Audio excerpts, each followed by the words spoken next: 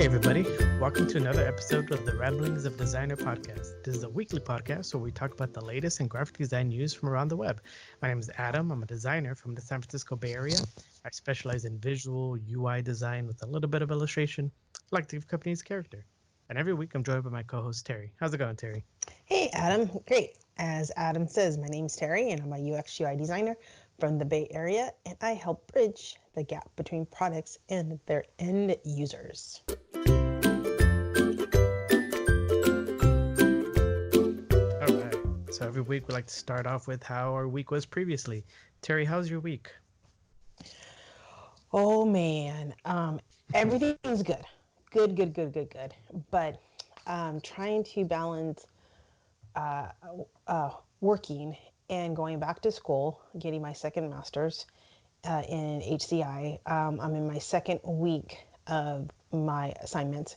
We're trying to gather a group together. And mind you, everybody is on different time zones. So my team is one's on the East Coast, one's in like middle of the USA. I'm on the West Coast. So it's like really broad, like time zones, like 3 hours, 2 hours, and then there's me. So, and and we're all trying to fit times. Oh, I can't do this time. I can't because they are all parents as well. They have kids, they have obligations as well. So we're just trying to find a time just to meet everybody. And it's really difficult. I would say that has to be one of the hardest things that basically I have done in a long time. Just try to find time just for everybody to collaborate the best. So we've done a Slack channel, so therefore anybody can talk in there whenever they had time. So other than that, week's going good. I actually read my syllabus wrong. I thought everything was due last Thursday of actually reading all the material. It's not due until this week. So I'm like way ahead so far, which that's a good thing. So other than that, yeah, just getting that in shape.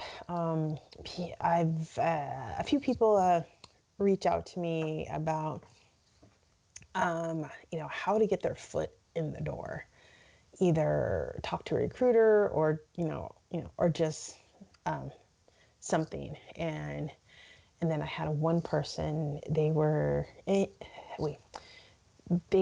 on the phone and they got through that and they went out to the on-site and they felt a little weird. The person asked them a question about their portfolio and just asked, oh, is this student's work, or basically is this a real thing?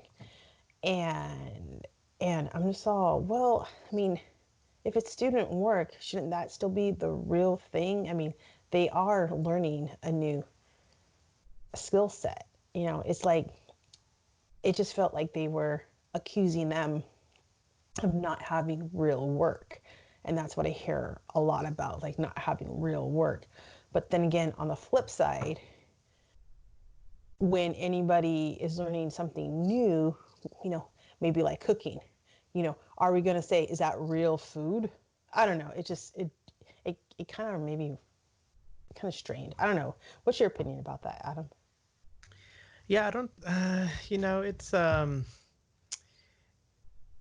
It's a double-edged sword. I would just say own up to it, right? I'm like, oh yeah, these are just exercises, um, just, But if that's something that they're not looking for, well, that's on them, right? There's only so much you can do. It's like, I mean, you're like, well, you can see on my resume, I have practical skills in all these other things, but you could say, oh, yeah, this is from a boot camp, or this was, um, I know it's one of those awkward situations, but I would just say, yeah, just say, yeah, that's exactly what it was. I like to do, that's one of my passions is designing. So even just for fun on the side, I'm just constantly coming up with just like ideas, trying to keep myself sharp, trying to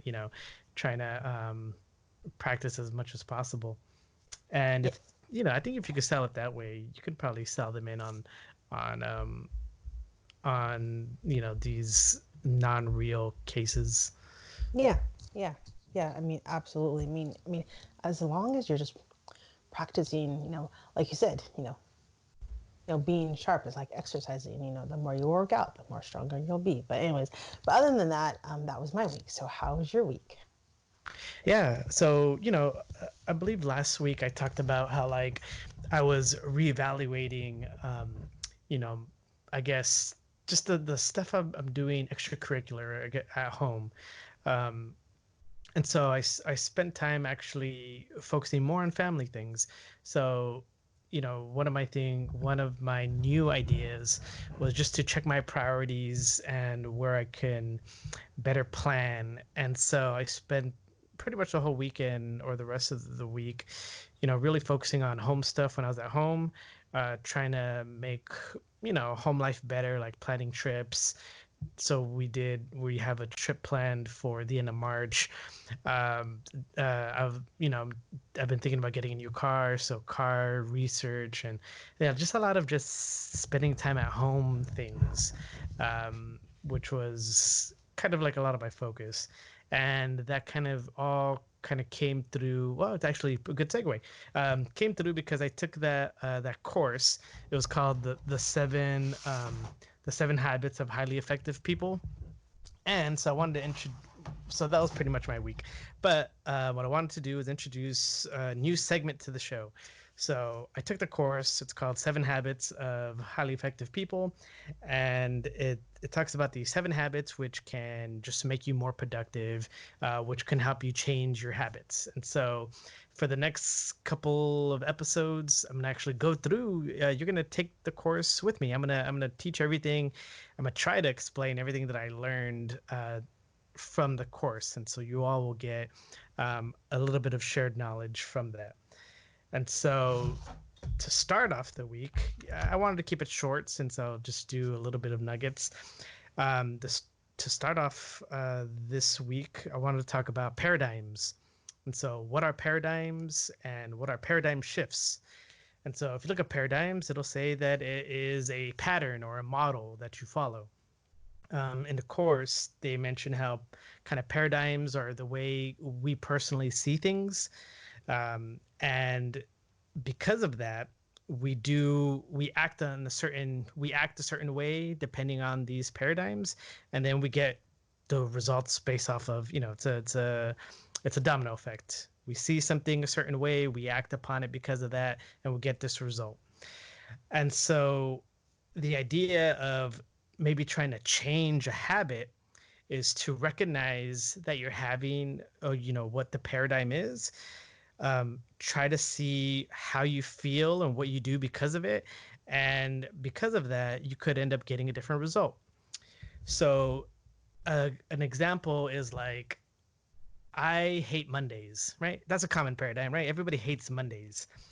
And the reason why, you've been sleeping in all weekend, you have to wake up early, you have to go to work, you have to, the whole grind of commute and everything starts again. You're like, ugh, just the idea of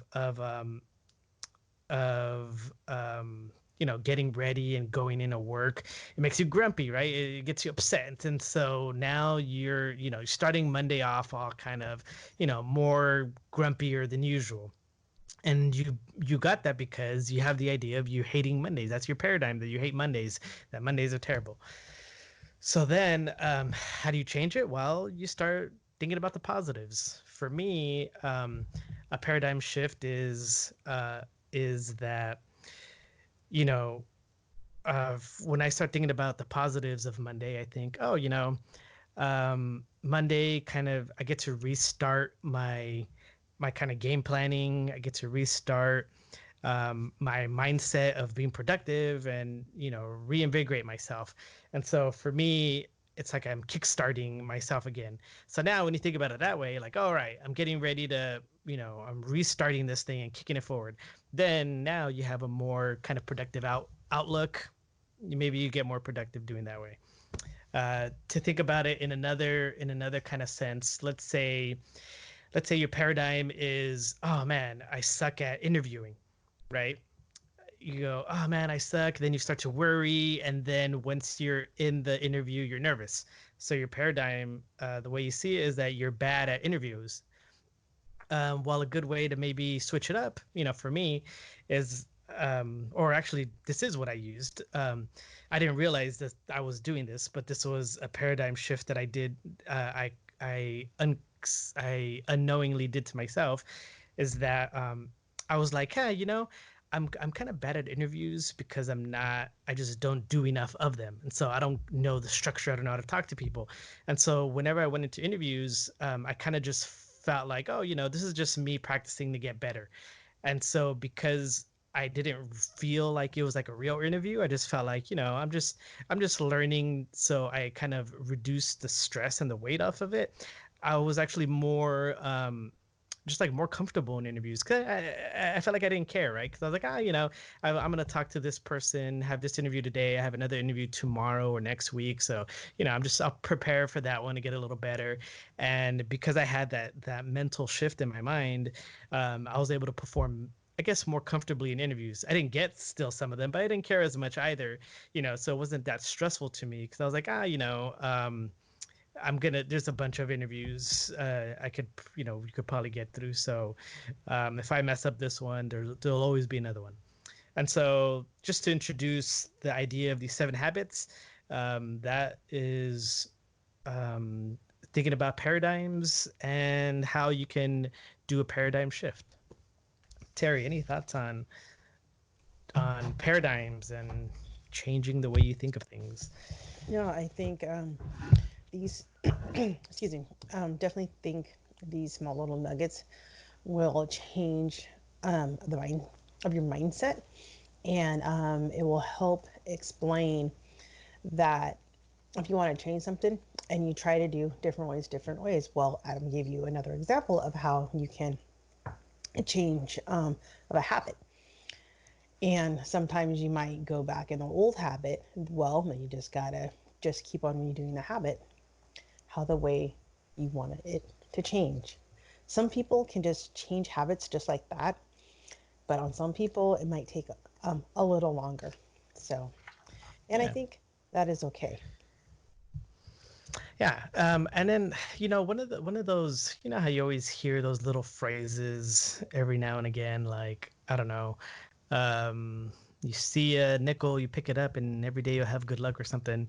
One of those common little riddles or something. The one that I always live by is, in order to get a different how does it go? Great, now I can't even remember. Oh, in order to get the things you've never gotten, you got to do the things you've never done, right? So that is, if you keep doing the same thing that you're doing, you're going to get the same results. But as soon as you start changing what you're doing, then you're going to start getting different results, right? And so if you want a different result for how your life is going or how you are feeling about certain things in your life, then try changing the things that you do and try to see how those outcomes differ. And so that's sort of what I think relates to this paradigm idea. So if you like that content, or if you like that idea, the nugget of these 7 habits, well, prepare yourself because we're gonna go through all of them. I mean, we haven't even gotten through the 7 habits yet. We're just like in the beginning of it, and next week we'll still continue the beginning of it, and then we'll deep dive into each habit as we go along. So if you like it, prepare for it. If you don't, ooh, then feel it's gonna be a tough couple couple of weeks. But that was what I had to start off with. Let's get into the news.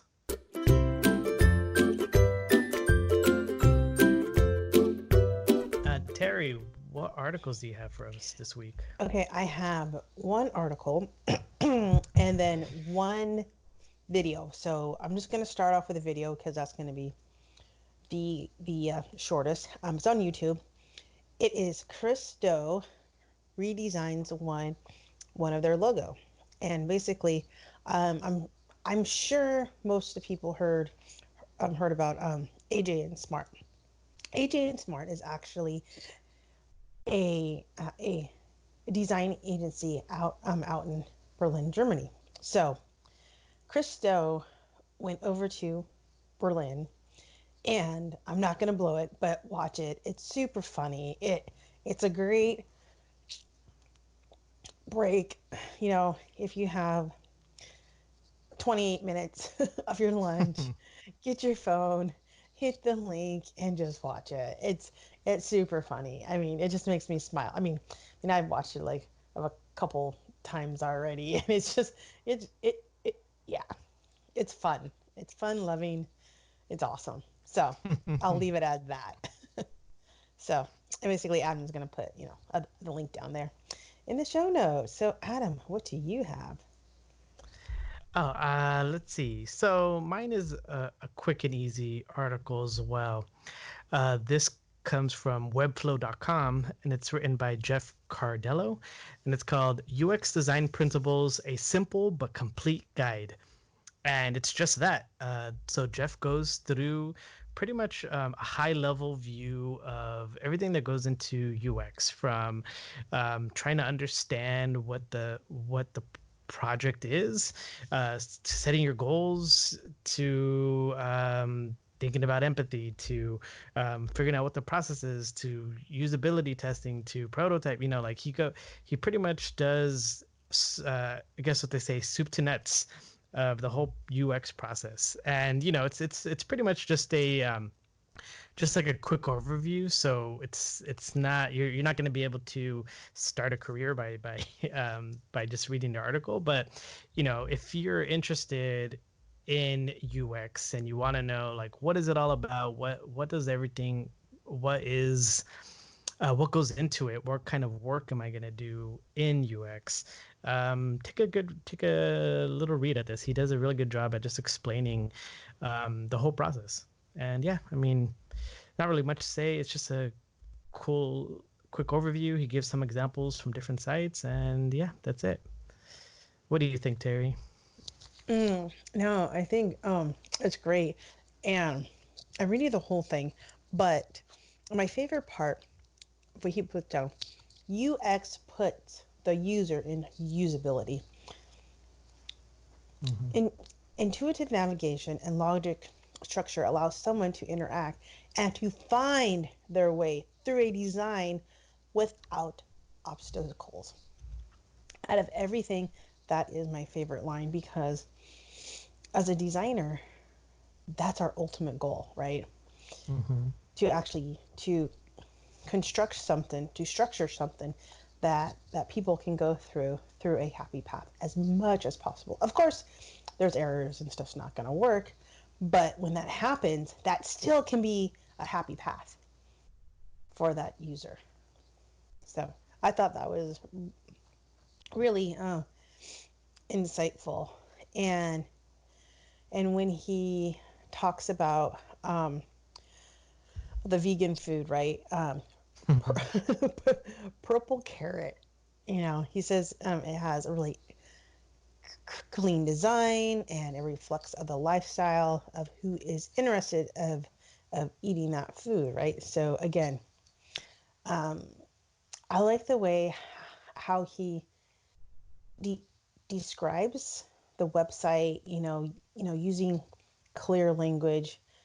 Just for somebody they may not know design well, this is a great article for them to read and pick up certain, I don't want to say buzzwords, but certain words that they will hear over and over again, like simple lines, negative space, understanding their demographic and stuff like that. So overall, I think it's a really hearty read, and he does give really great examples. He breaks it down a little bit, and then he puts the pieces back within reason, if that makes sense. So yeah, I think it's a definitely a really good read. Cool. Yeah, so that is called UX Design Process, a simple but complete guide, and you can find that at webflow.com. So Terry, what do you got? Okay, there's something from Fast Company from January 9th, 2020, and it's called this is the sorry, I'll try that again. This is the skill designers need to develop most in 2020. So, legendary designer Don Norman Hmm. takes designers to task to elevate craft above all else. So, what matters the most is willingness to collaborate. So, I'm not going to take too much time with this article. It's definitely a really good read. And, and basically, it goes through everything of what, hang on.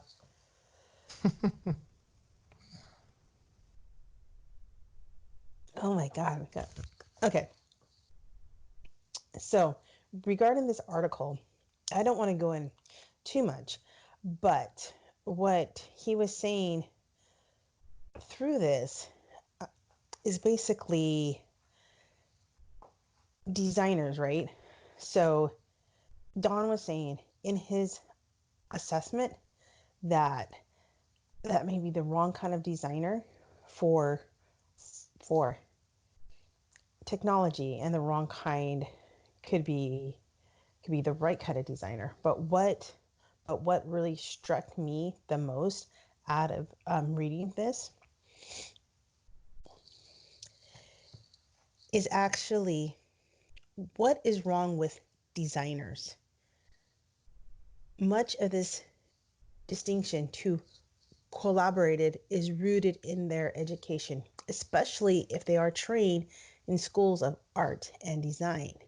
And then he says, design is not art. The value system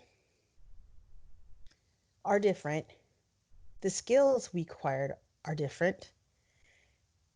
A designer needs to understand the world, business models, margin, basic finance, and accounting, marketing, sales, manufacturing, ad services, and of course, design technology that people can use. So I thought that was a really powerful statement of when he says design is not art. That really struck with me because coming from a fine arts, coming from a fine art background in art, it's like, you know, he's right.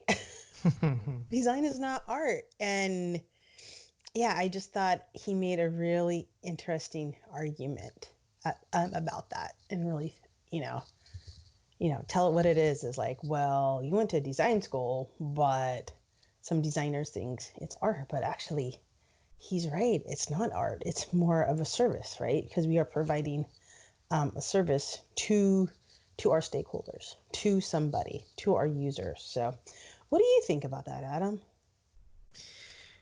Yeah, I mean, I think the problems with design that it has in general is, when you look at what he says, but designers need to learn to compromise with programmers, engineers, sales, marketing, services, manufacturing, and of course, management. I would say out of all those positions, or when they how they relate to a project, design is the part that gets the most scrutinized, and it gets the most, I guess, gets the most subjective feedback for, right? It's like a programmer, they have to, they kind of make what is designed, right? So there's not too much of going out of the box. Sales and marketing's all their stuff is based off of um, acquired data and information, but design, right? It has to be both um, innovative and work within a system, but then everybody, that's also the part where everybody also puts in their 2 cents. And so it's kind of hard, right, as a designer to be like, well, I didn't get to pick apart your data and say, where did you get this from? No, it's like I was given the data and had to create something from it, and then now I'm getting, now it's getting, now that's the part where it's getting scrutinized. And so I can see why it's just a tough, it's a tough field, because we're constantly the ones where everybody's like, huh, can we make that bigger? Huh, I don't like this choice. I don't like that choice. Right. And so, that's the only reason why I think it's hard for designers to kind of collaborate as much because they know everything is going to be a fight, right? There's always going to be a decision. But I feel like there has to be just a better way where we can just communicate. Because sometimes they're like, well, I need to add in another paragraph here, but we go, no, it doesn't fit there. There's no room. It's gonna break the, I have to move everything around, accommodate that, but then it's the part where I guess because everything lives everything lives externally, right? All the data lives externally, and it isn't until you get to design where all the pieces kind of put together and you kind of see what you got, right? Like I guess it's kind of like cooking, where it's not until you've put I guess it's kind of like making a stew. It isn't until you're tasting the stew do you realize, oh, I need to put more salt in, I need to put more water here or there.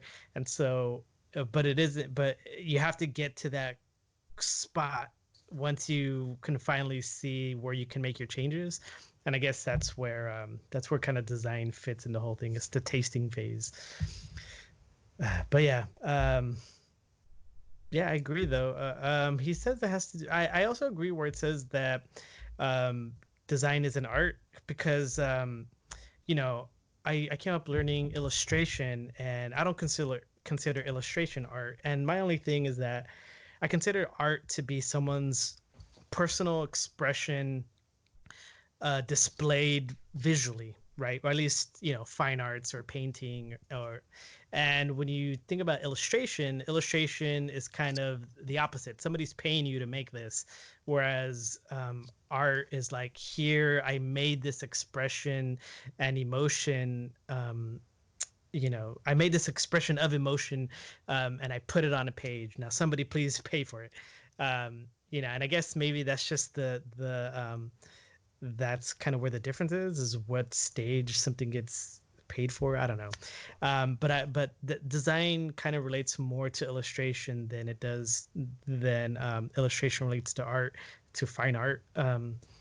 So I do kind of agree when he says design is not art, because it's not, right? Because you're getting paid to do it, and at the end it's been changed so much from your original expression that it's not really your own anyway. So yeah, I agree. Don Norman does it again. Like like you were saying, yes, you were right. Don has done it again. Well, he's been in the field for quite a while, so I think he would definitely have a lot of tips and comments about that for sure. Awesome. Anything else for you, Terry? Nope, that's it. Just watch that YouTube video. You will smile ear to ear. Yeah, I like AJ and Smart's approach. Very, very in the now. Very, eccentric. His It's version. awesome. I love it. It's great. I mean, it's just like, I mean, I like how they take approach like design and what it is and how it is today. And same thing, same thing with Christo, how he runs his Mm, business and just how they give back to hmm. our industry as well. So, yay for that. Yeah, I would say, it's funny because I would say what Chris Do did is very much what's now in design. And I feel like what AJ Smart, although he did it for fun, whatever, but I feel like that's kind of what design is going to turn to in like the next 5 years, right? Where people are just like, we've seen the same gradients, we've seen the same illustrations. We're gonna go really funky and weird with it. So it's gonna be like, like the vaporwave kind of aesthetic that's been out recently. I feel like it's gonna get real funky. So we'll Oh, see. that's funny. Yeah. Funky and fun. That's okay. I mean, every once in a while, you just gotta have a real crazy like project, you know, Yeah.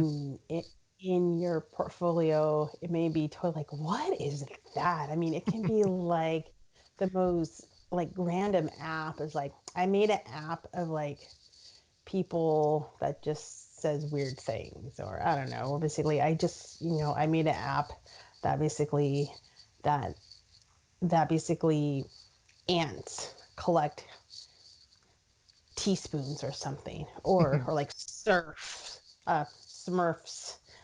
cups, or Star Wars figurine. I mean, who knows? But I do have to admit that'll be a great talking point though too. So when you interview, if you have some product or app that's very different and unique, that's a great talking point too. I was like, why did you come up with that? You're like, well, kind of guilty. I kind of did this for myself. And that's okay to do it because if it's really out there, they like, oh, how did you come up with that? How did you come up with that? And again, that can be a great talking point too. Yeah, that's true.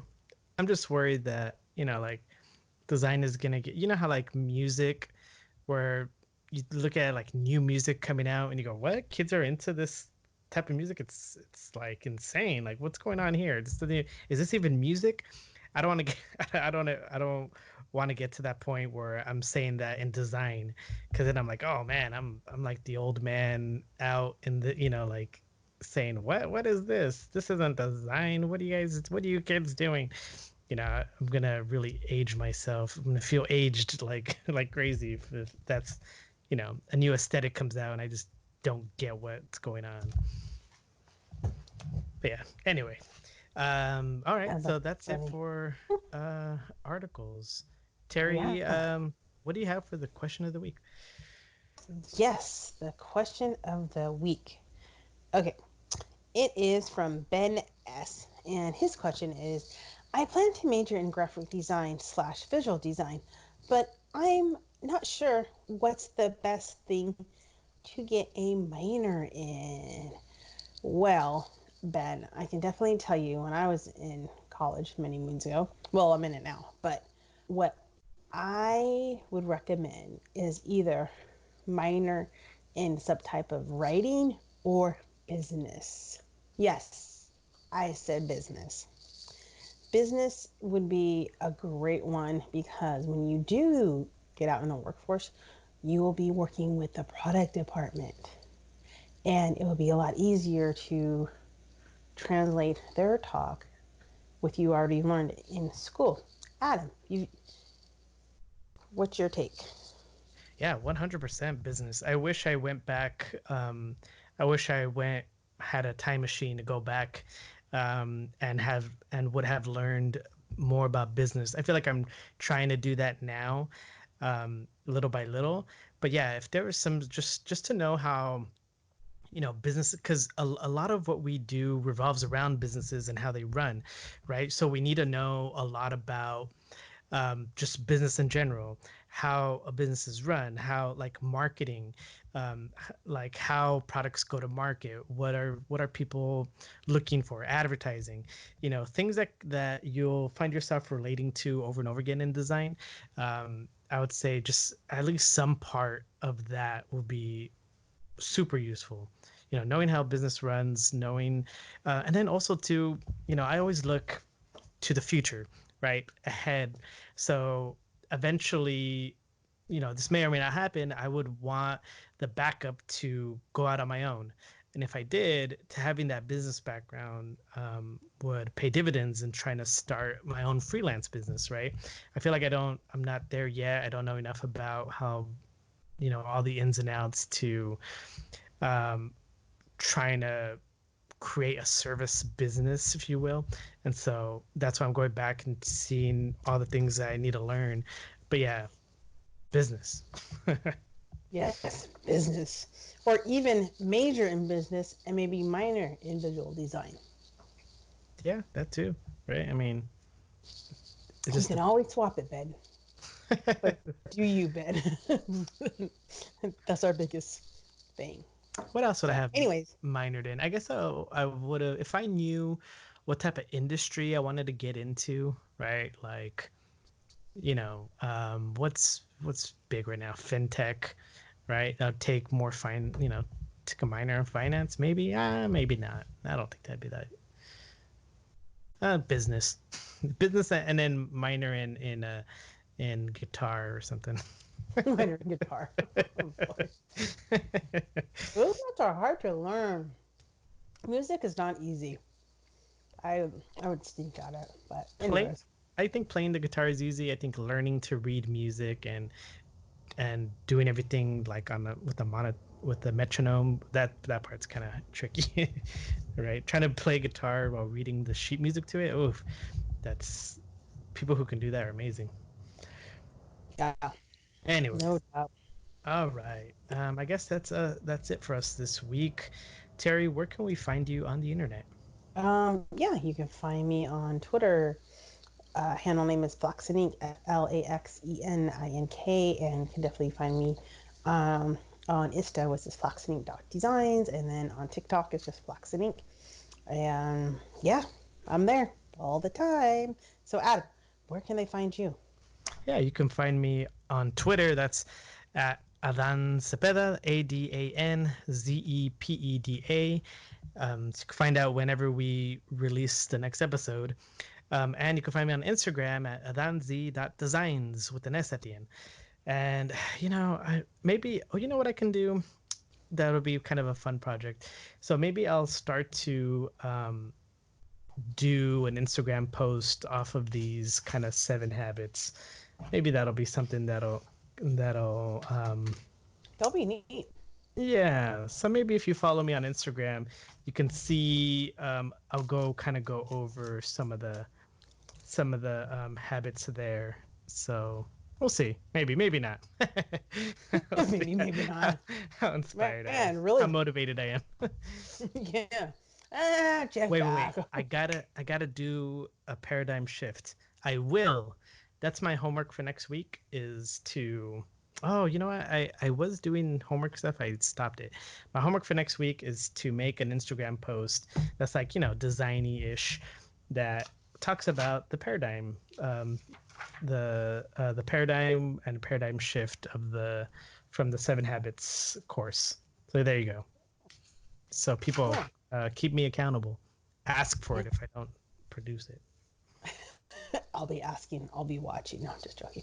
And if you have any comments or questions for the show, send it to ramblingsofadesignerpod at gmail.com or find us on Facebook, Ramblings of a Designer on there, or, reach out to any of us in our various social medias. We're out there. Just find us. Yeah, find us anywhere and send us messages. We did a portfolio review last week for Ray Soul Grant. We could do one for you. We could have you on the podcast. Let us know anything anything you want us to take a look at. Any critiques, questions, concerns. Find us. We'll answer it on the show. Yep, sounds good. Okay, everybody have a good rest of the week. Aloha. Bye.